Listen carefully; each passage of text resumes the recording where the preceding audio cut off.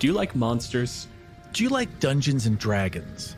Do you like monsters and dungeons and dragons? Then do we have a show for you. Kill Every Monster is a bi-weekly DM deep dive into every monster in the manual. The first part is a discussion about creature mechanics and lore, and the second half is a one-shot AP where the guest takes on the role of the monster. Each episode of Kill Every Monster is a contained story, so you never have to worry about being caught up or listening out of order. Pick any monster you like and jump right in. For a Dryad episode, Emily Booza talked about how these tree ladies are really just grown-up fairies. Like that concept of there are fairies that are specifically assigned to a flower, like stuck in my head as a kid, and I really remember really loving those. And I feel like the Dryad can be kind of, again, it's a grown-up fairy. It's the grown-up version of that concept of just, you're too big for just a flower. You need a whole tree. I like this accidental idea of almost the hermit crab dryad mentality of like, well, I was born, I had a dandelion, and then all the wisps flew away and I had to move. So I lived in a rose bush for a while, and then there was an apple tree growing nearby, and that was really nice. I love that. I want a children's book of that concept. I want a children's book of that concept now, please. Universe. To find out more about the show and where you can listen, head on over to killeverymonster.com. And we'll see you next time For Kill Every Monster.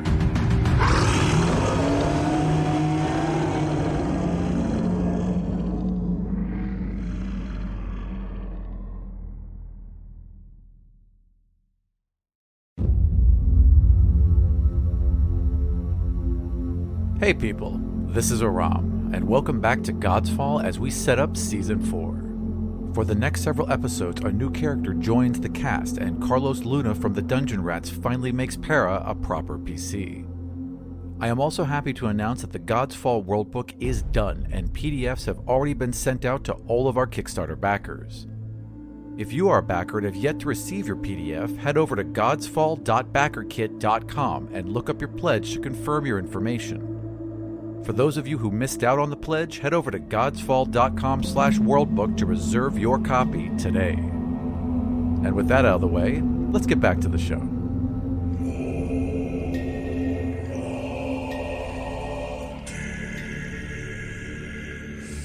Hello, my name is Michael. I'm playing Chancellor Gringle, a 5th level gnomish scribe. Hello, my name is Joe. I'm playing Lord Haldir Loran, a 6th level high elf warlock. Hello, my name is Allison. I'm playing Ariska Tane, an 8th level human bard. My name is Carlos Luna, and I play the 3 Jackdaws. Inshova, the 4th level human thief. Hasley, the 4th level human ranger. Urkov, the 4th level human fighter. When we last saw Lord Haldir Loran, he had leapt into the Well of Ani with Phryne and was transported to the underwater tomb of Sito, the old god of the sea. Zavan had trapped his friend's soul within his body and used the god's power to transport magical water to the city of Ani, powering its magical aqueduct walls. Phryne offered herself as a replacement to Zavan so that he in turn could take Sito's place, freeing him from endless torment. A pact was formed, during which Phryne delivered an ultimatum to Haldir. Forsake your old bonds and declare yourself loyal to Ani, or never walk free from this place again. Haldir agreed, and the source of his power shifted from the outsider god he had known to the new god queen of the 5 kingdoms.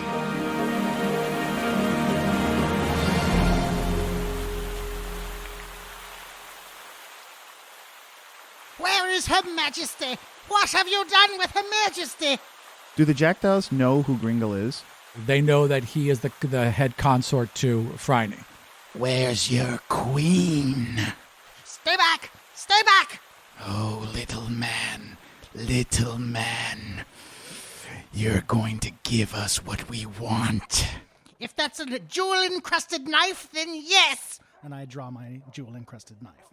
We draw our swords. All of a sudden, the portal flashes, and there's this huge burst of light from it, and an explosion of water as Haldir is shot out and lands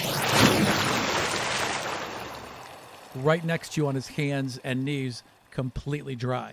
Where is Her Majesty? What have you done to Her Majesty? I look around and try to get bearings about what's happening over at the Jackdaws, over at Gringle. Do I feel any different than how I did? Because I know at this point I've bound myself to Phryne. Before, when there was a heaviness in your power, now you feel light. You feel calm and at ease, and even this weird, happiness just kind of sitting uncomfortably in your chest. It's happiness, but there's no source of it. There's no memory attached to it. There's nothing about you that is triggering this happiness. There's nothing about your situation. You just feel happy. Sounds completely out of character. No, it's Phryne's Xanax, basically. Oh, okay. Yeah, it's exactly what it is. Looking around, I stand up, I look at the Jackdaws, and then back at Gringle. Phryne's gone. What do you mean, gone? This isn't the place to discuss it. What's going on? How much time has passed? Where are we? Where are the constructs? The constructs stand below. Your guards stand here with their knives before me. So the Jackdaws see Haldir. They're completely taken off guard. One of them puts his sword away and kind of bows down. The other one is just stunned. And then the third one is kind of looking over at that well to see what the hell just happened. As she looks over at that well, you can see that the portal is closing and the shaft of light is fading. So I look over at the Jackdaws and I say, "Don't just stand there, you idiots. Are we safe?" Sir, we're safe. We're safe. I just have this little... And I grab him by the back of his neck. Ah! I was just about to break this fool right now. Release me! Let go of him, you idiot. Let's go of him. I am Chancellor to Her Most Gracious Majesty. How dare you? I completely ignore Gringle and his exclamations. Walk over. I want to see, is the water level lowering? Is there a way out from where we are now?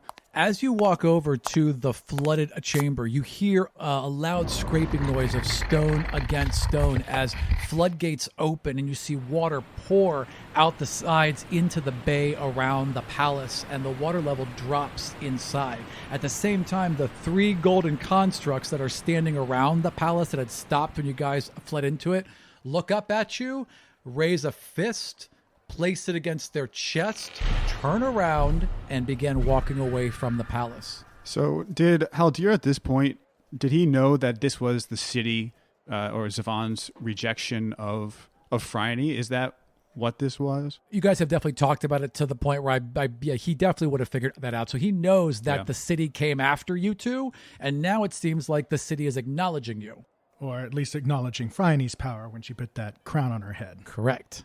So silently, I kind of sigh to myself, very relieved that everything that's happened is kind of now justified. And the city has accepted me as Phryne's emissary and Phryne as Zvon's replacement. And so maybe now it's time to move to a more suitable place to talk.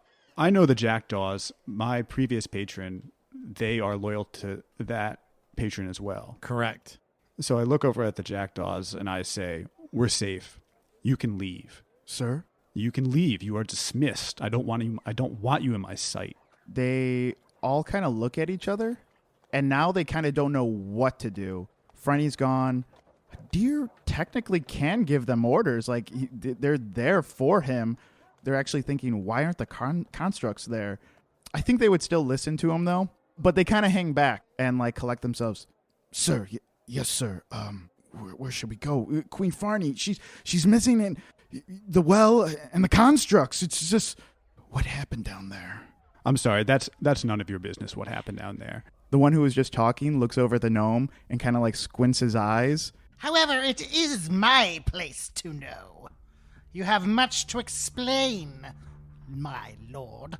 The guards kind of turn around on their heel, head in the same direction the constructs headed, and the sound that it makes of the 3 people's footsteps, because they're a tight trio, the sound that it makes sounds like one person walking, because they walk and step the entire time. After the Jackdaws leave, who's actually in the area? Is it just you and Gringle? That's it. There's no guards from the city. I mean, a lot of guards got flooded out. You can see from the top of this that there are 2 boats, 2 Anian boats that have come up the channel filled with guards. And as the constructs are retreating, the guards have gotten out. 6 or 8 or 12 of these guards with long halberds all pointed at it in kind of a semicircle. They're retreating backwards with it because they're keeping it at arm's length, but they don't want to engage because they saw it kill a bunch of people. They just want to create a buffer between it and wherever it's going. I look over at Gringle, who I imagine is still sputtering and generally upset. I've kind of at this point composed myself from my earlier outburst of she's gone. Maybe that wasn't the best thing to say in the situation. Phryne, by her own volition, chose not to return to the city. She is safe, and she is still protecting it. Safe at the bottom of a well where you drowned her? Usurper! Usurper! Shut up, you fool! I am still a lord. I am still above you. You do not speak to me in that way. I am the voice of Her Majesty. You are some petty elven lord from some faraway, distant land. Do you think the people of Ani will ever accept you as their leader? Have I claimed once to be the leader of Ani? Why else would you kill Her Majesty? I have not killed. Gringle, you are understandably upset. Perhaps we should find a place to speak about this. We are speaking now. Do I feel any way? Would I know about any powers or any proof that I could have that Phryne has, that I've bound myself to Phryne? Is there any way that I could prove that? Roll an insight. 13. As you're concentrating on Phryne and thinking about Phryne and wondering how you could prove that Phryne is with you, you start to speak and Phryne's voice comes out of you.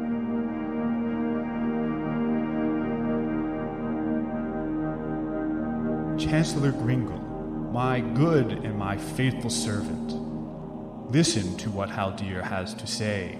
He has not lied to you, and he will not lie to you. I will not permit it. And you see everything shift about him. You see him take on the mannerisms. You see his shoulders fall. You see that look of just pure arrogance wash over his face that Phryne always has, that complete confidence she has in herself at all times. And you are absolutely convinced this is the voice of Phryne coming out from him. Your Majesty, is it you? What happened? Where are you? Will you listen to me now? As Haldir says that his entire, he kind of stumbles a bit. That was unbelievably draining. So whatever just happened, obviously can only happen for short bursts of time. So it's important to me because I imagine most people will assume that I just murdered Phryne. It's important generally to me and my goals that I have Gringle on my side. You'll never leave this castle alive otherwise. No one's going to listen to you, but if Gringle's backing you, everyone knows exactly how. I mean, Gringle's been at Phryne's side since she was a child. That was over 100 years ago. Everyone knows Gringle's loyal. If Gringle is saying this happened, then they'll believe him. So I want to tell Gringle exactly what happened. Everything up until the point where excluding the part where I try to take the crown, and excluding the part where I admit that I was at one point I had a different patron. So just leading up to all of that whole thing, and then my binding myself to Phryne, her binding herself to me, and kind of an understanding that I am her emissary at this point. As you're telling this story, it's about 10 minutes long, right? So right before Gringle, right before you answer, as he's telling this story, you guys notice that guards have now made their way to the palace, and you can hear metal boots slamming up the stone staircase towards the top of the well. While the guards are on their way up, the Jackdaws are on their way down. And when they talk to each other, because they're in sync, they sound like a round. They finish each other's sentences. Something isn't right here. Haldir and Gringle? And that's how they say it. So the Jackdaws are on their way out right before the soldiers start making their way up the stairs. There's the palace, this giant tower that's right up against a mountain. And then there is a half moon of perfectly manicured grass and fountains. Then a giant 100-foot wide half moon of inner bay. Then another half moon of forest separated by walls. And then it's outside to the main city and the canal. They probably know that there's no way they're they're going to be able to like spy on Haldir. They see the guards moving in. So I guess they would try to find what happened to the constructs. At a certain point, I sent a jackdaw into where the constructs came from. Oh. So that's what the trio is doing. They're trying to find that fourth one, trying to collect all their members because they don't leave one behind. Complete silence. Oh, they can do it telepathically? They can't speak to each other telepathically, but they can sense each other. Oh, okay. They know where each other is. So even blinded, they can fight alongside each other. However, this one's just gone. Do they have to go directly to get orders now? Normally, this force just reaches out and tells them what to do. Oh, and there's nothing. Nothing so far. So the trio tries to reach out and find that fourth member, and then they try to reach out, check in for orders. There's a big park, so they kind of run off to the side as the soldiers are coming in, like duck behind a couple trees or something. And they all stand facing each other, and they all take their left hand and put it on the shoulder of the person next to them. So now they've formed a triangle, and they bow their heads towards each other, and they focus. And they fall into their own minds, and they're in this giant pit of darkness, but it's not completely dark. It's just bright enough to show that it's like you're inside a blob, like all the walls and floors, they're shifting. The ceiling is open, nothing but darkness above you, and you can hear this voice reverberate all around you. Where is Haldir? He's safe. He told us to leave. Yes, he's told us to leave. Fools! He has broken the covenant. Find him and bring him to me. And in that moment, you see a vision of the frozen north. They all break pose, and they're back in their normal minds, and they're just all staring at each other. Run, little mouse.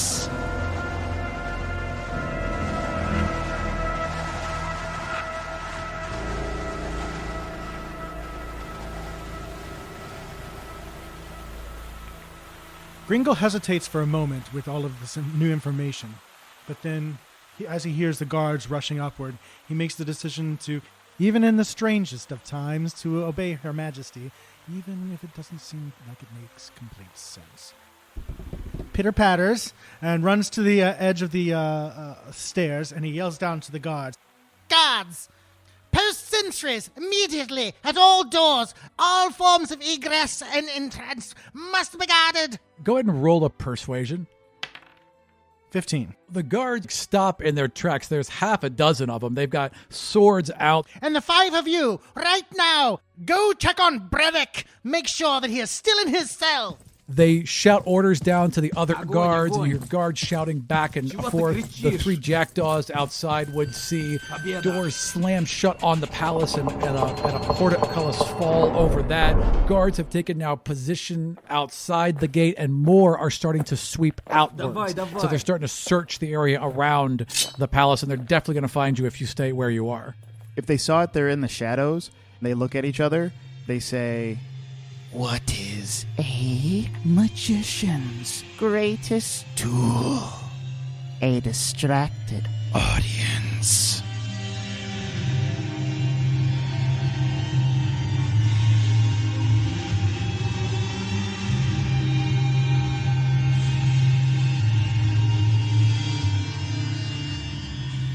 it sounds like this place is just swarming with bad guys, right? And are the jackdaws and the guards enemies? No, they're not technically enemies, but the guards are on high alert, and if they see people wearing, foreign army outfits.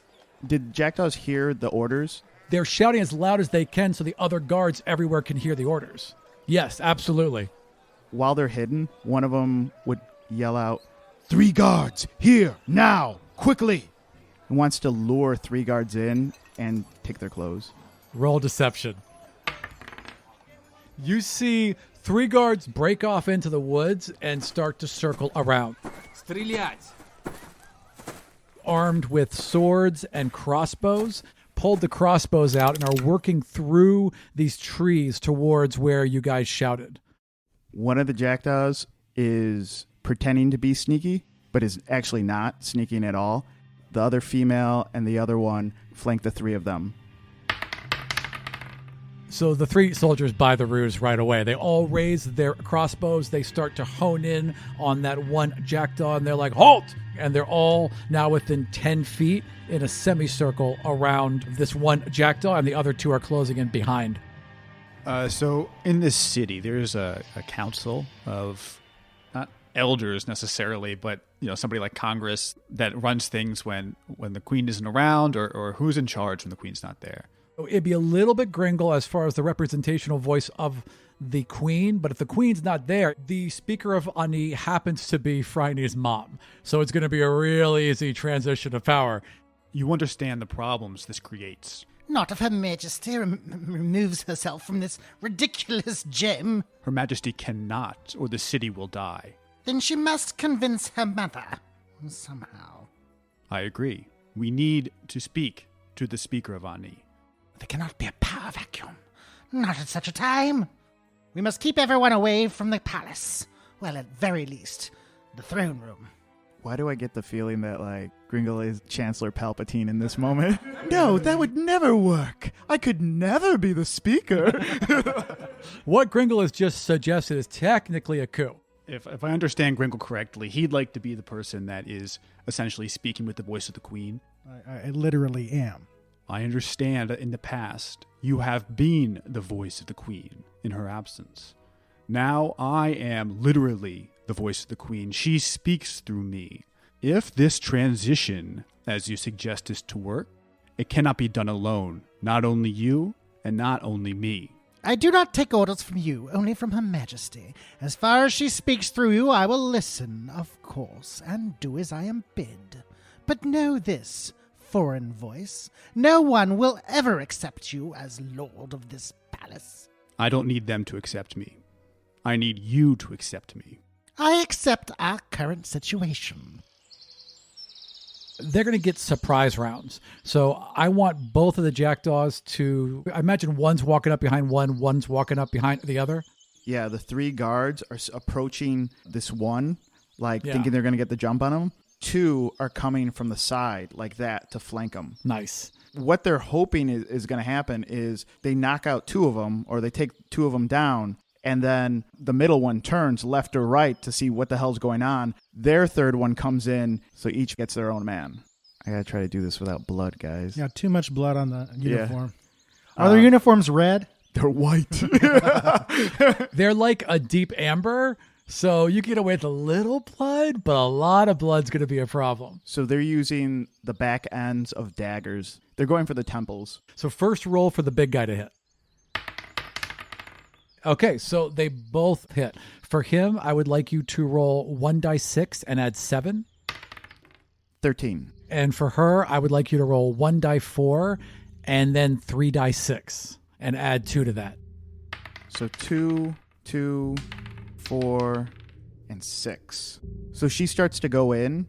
The bigger guy, the stronger guy, oafish guy, he actually beats her to the punch because they both go in at the same time. And he slams the back of his dagger into the guard's temple. And then she comes in just a little bit faster. I want her to stab his ear and kill him that way.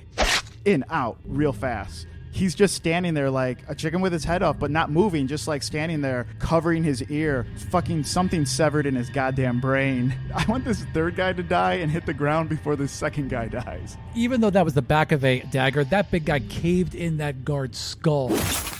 I want her to kill that guy so well that he's still standing and sees the other two after he's dead. What does the other person do? Running full speed to tackle that guy, choke him out. Roll an opposed strength because we're doing a grapple. So roll a die 20 and add +2. 14 then. Wham! Slams into him, knocks him to the ground, and is on top of him beginning to grapple him. And the entire time, that second guy is just looking at this happen. He's standing dead right now. The woman who took him out, she just kind of walks up, slips the coat off of his body. She just smiles and pats him on the cheek, and the guy's eyes roll back in his head, and he drops dead. This one was too strong. This one was too soft. This one just right. As soon as that guy falls, the two of them that are looking past her now notice that a royal barge has come through the canal and has landed on the shore. And off of it are 4 guards escorting this kind of frail wild elf. You know that this wild elf is part of Haldir's crew because this wild elf was let into Haldir's chambers before. This is the one that Haldir roughed up and sent him on his way. You believe the man's name is Vessen. So let's jump back up to Haldir and Gringle. You guys would see the barge as well because you're up top and have advantage. So you see the barge unload. Haldir, you would definitely recognize Vessen. Gringle wouldn't give a shit about any of this. No, Gringle wouldn't care. It's just more guards and someone. I also don't give a shit about Vessen. So I guess at this point I'm ignoring that because there's bigger fish to fry. Fair enough. I understand the need to keep this quiet. Unfortunately, there's no way we could keep Phryne's disappearance completely from her mother and from everybody else on the council. Well, what do you suggest, then, sir? I suggest we speak to her mother and we explain, and Phryne explains the situation. But only her mother. The wider the circle grows, the more dangerous it is for all of us. It's going to be dangerous one way or another.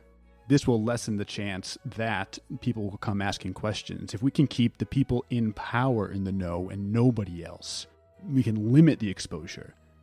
People will ask less questions. As long as they drink the water.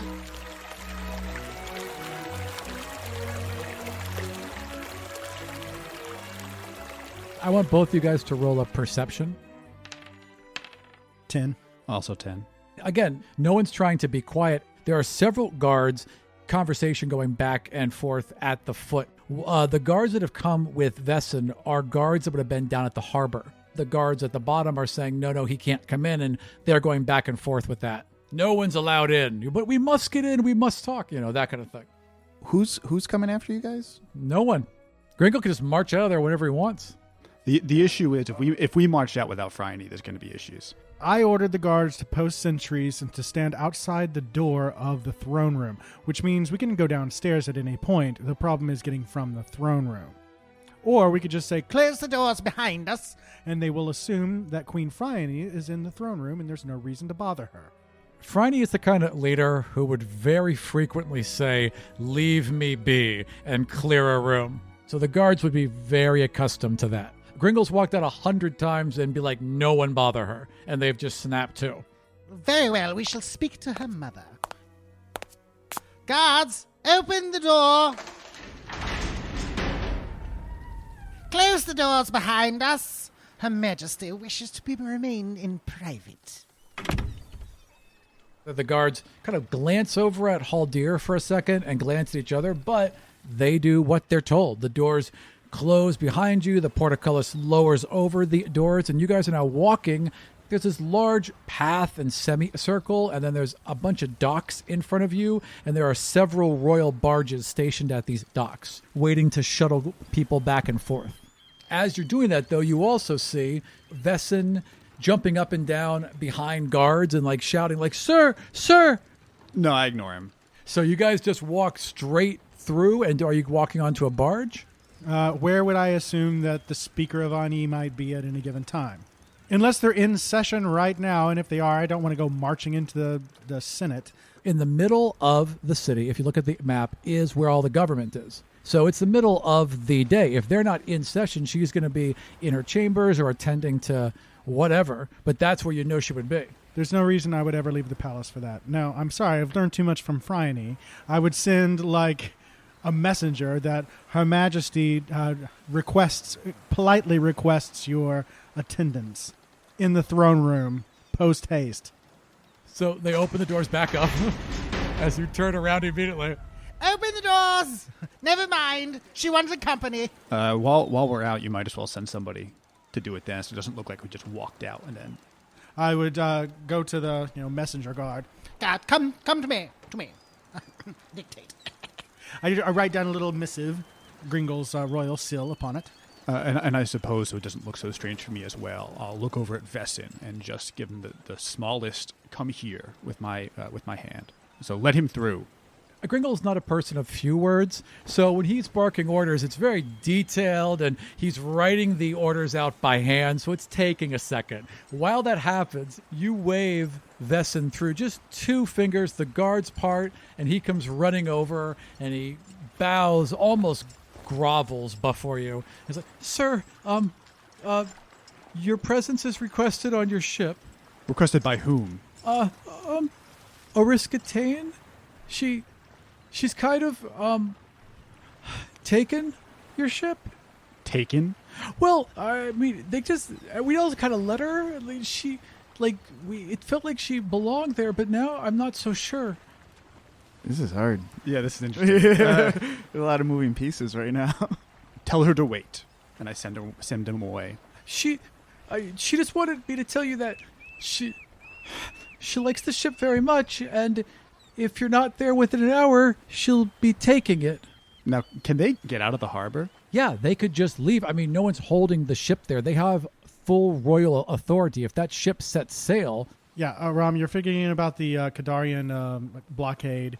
No, I'm not, because they're the fog fog cutter, cutters. yeah. The second they go out, they'll get out the same way they came in. Down at Vesson, I said, tell her to wait. And I don't kick him necessarily. I guess there's other people around. And I send him away. He takes 1 step towards you. He almost touches you. "Sir, she's not kidding." And then he turns and starts to walk away, and guards kind of surround him and are clearly basically almost all but carrying him as they escort him back to a barge. Before he turns around, I say, neither am I. The guy looks like, he's being told by 2 unbelievably powerful people what to do. He was affected and he's scared to death, but he nods, but he looks like he told you the absolute truth.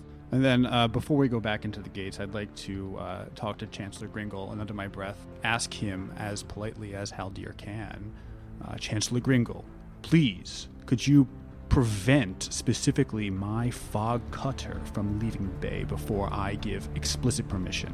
Well, I can inform the city guard to send some messages down that way, I suppose. Please do so immediately. Guards, close the ports! All ports to close!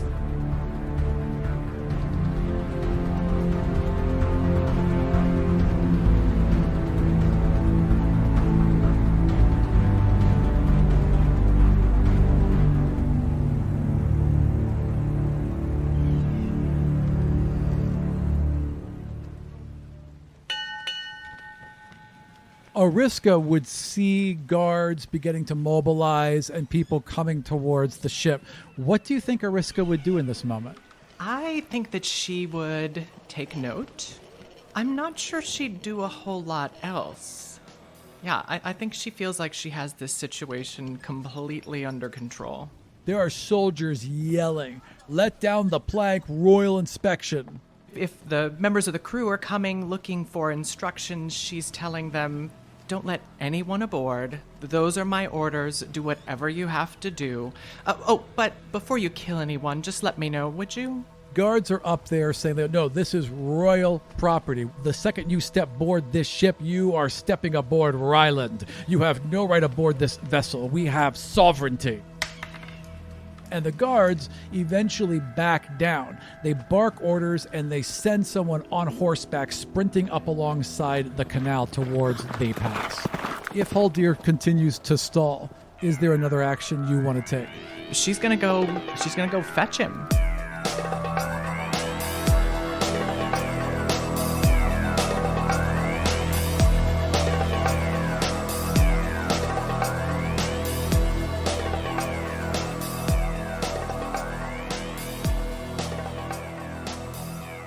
So you go back into this empty throne room, the door's shut behind you, and it's silent. The throne room is specifically built that when those thick doors are shut, no one can hear what's happening inside that throne room. So it's just the 2 of you and the bubbling tear of Sito in the giant glass well above you.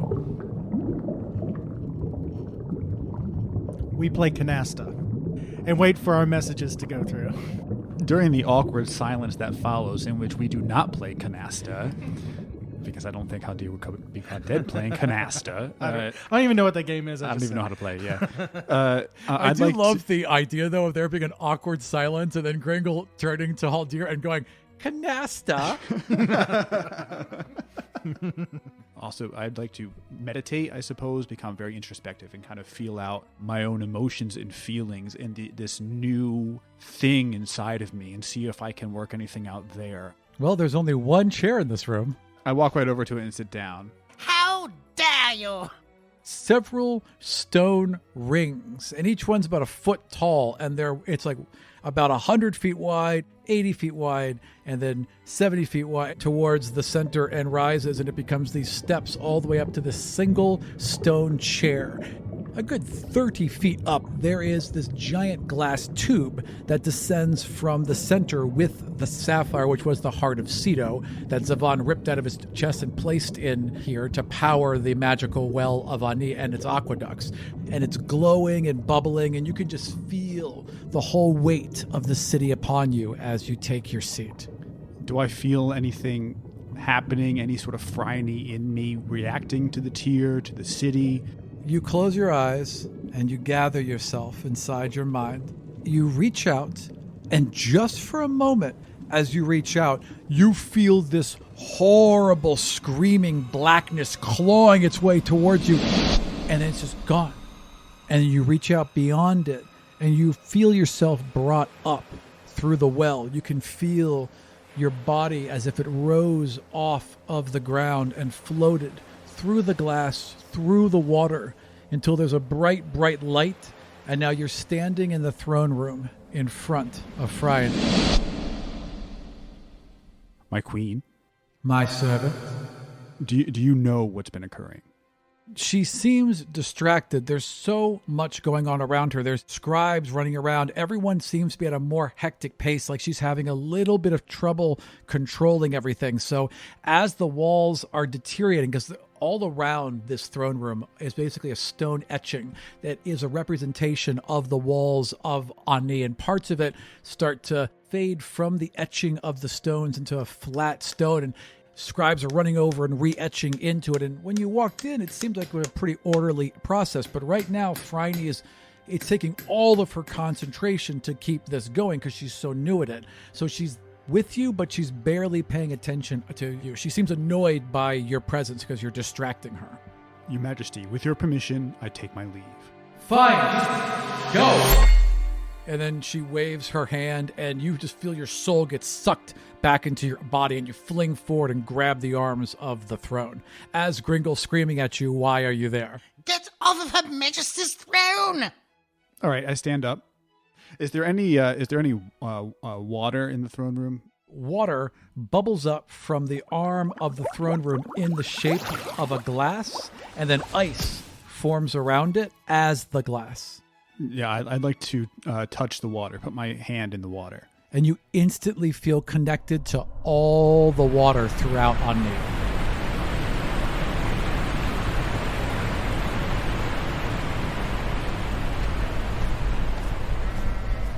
You're aware of everything that's currently touching water.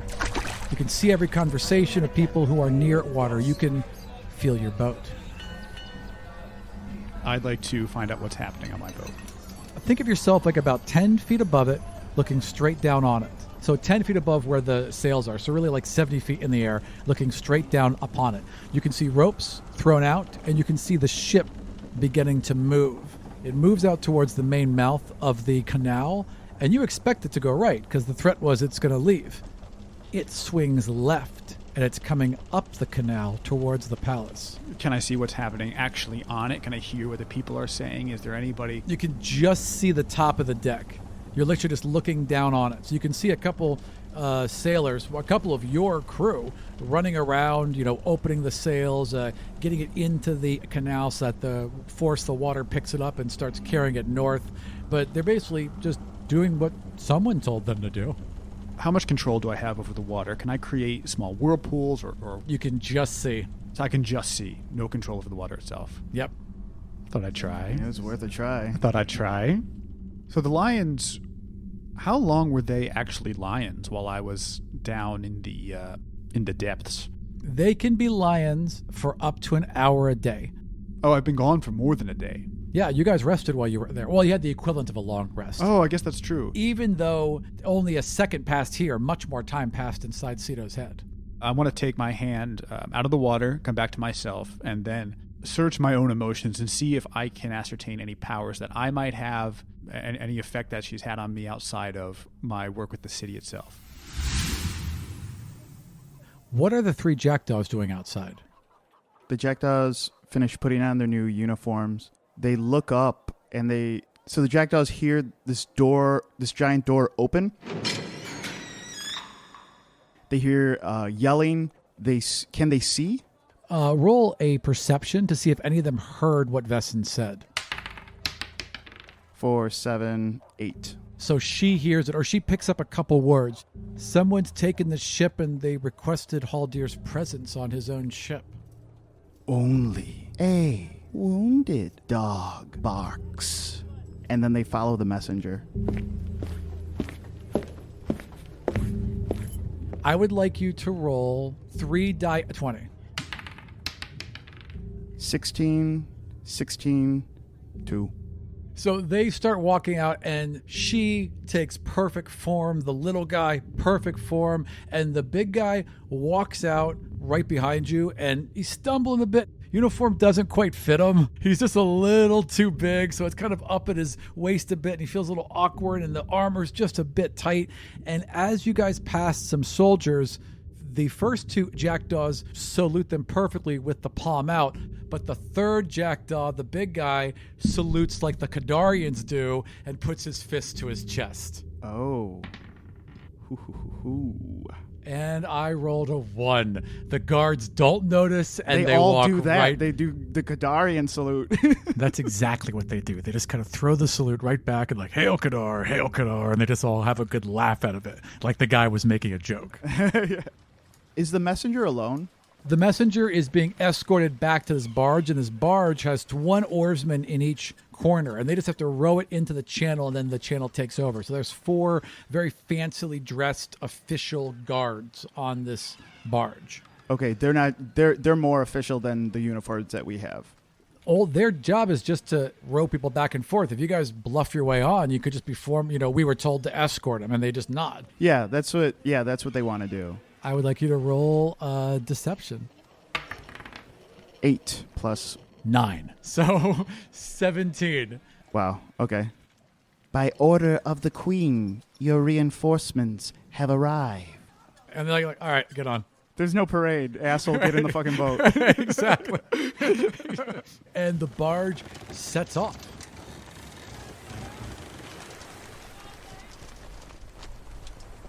As you're standing there next to the throne, you've got off it, but you haven't even descended the thing yet, so you're still just like standing 5 feet from the throne.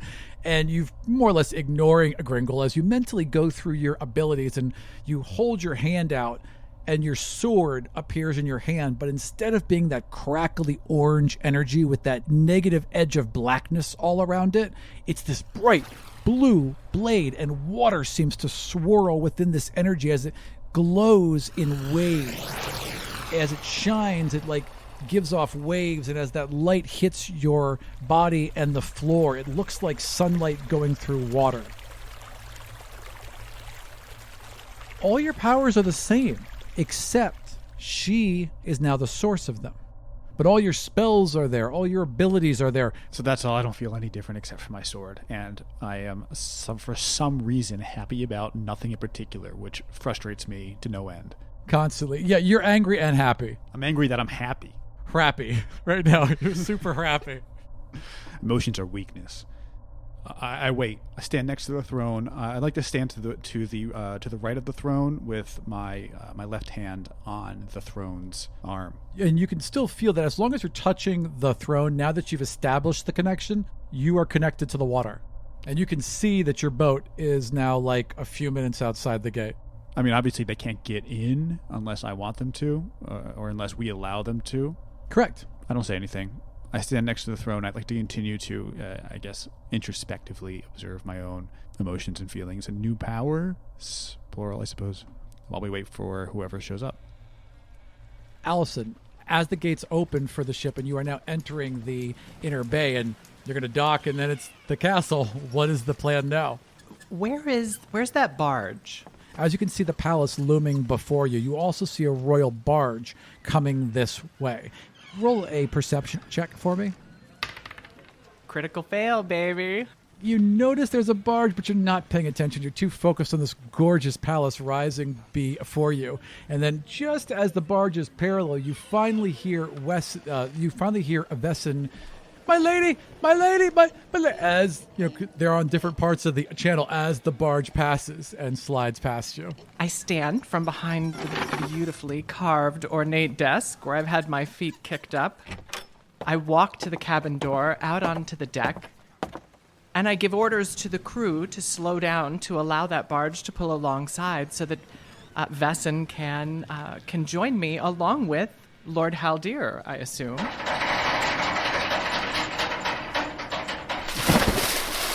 The ship grinds to a halt. The guards throw down ropes. They grab the ropes to halt the barge. They all drag it around to the other side. And about 20 minutes later, the barge is finally pulling up to your ship. Everything that they thought they were so certain of, literally in every category, has changed, and they want to know who this third player is. I would like them to roll perception. 13, 19, and 5. The wily guy, he's looking at all the other crew because they're all moving around. They're lowering a plank, so he's looking for signs of stress or signs of confusion or perhaps even signs of fear because they've turned traitor. And there's none of that. They are all happy as could be. And these are Haldir's people, right? So these are the Jackdaws people, too. The Jackdaws are completely different. They were sent to Haldir. Haldir's crew is the royal crew from Ryland. You guys are all from Kadar. Oh, okay. So we were like allies that was sent to him. Well, he didn't even know you guys were showing up. He just got a fancy gift. Exactly. Why does Haldir not want this ship here? Why was he barking orders so loudly about this? These people aren't stressed at all about this. They're not afraid of Haldir, basically, is what they're putting together, you know? Are they boarding the ship with Vesson? Yes, because it'd be weird if they were the only three that were just, like, there. Has Ariska noticed that these additional 3 guards in Aenean uniforms are boarding the ship? Vesson walks up, and these 3 guards are walking up behind him. As the 3 guards are walking up, I've been dying to say this, I reach out with my divinity to those 3 guards and see if I can sense anything unusual about them. I would like you to roll perception with advantage. 22. There is some connection. You know that these guards have a connection to some force. It's like you can feel the dimensions ripple and shift around them. Do I have any sense of their intentions or even sort of the alignment of that power and why they might be there? It feels generally malevolent, but it feels outside of them. So you're not, and it feels almost like it's masking their thoughts and intentions. Ariska reaches out to those bonds and seeks to disrupt them. Ooh. I would like you to roll a d20 and add your divinity modifier to it. 15. Carlos, roll me 3 die 20s. I got a nat 20, a 19, and a 13. All 3 of them at the same time feel their connection shudders, and then it's fine. The big guy and the wily guy, they stumble for a second. They all feel this shatter, and they instantly know that she's been broken out of the loop.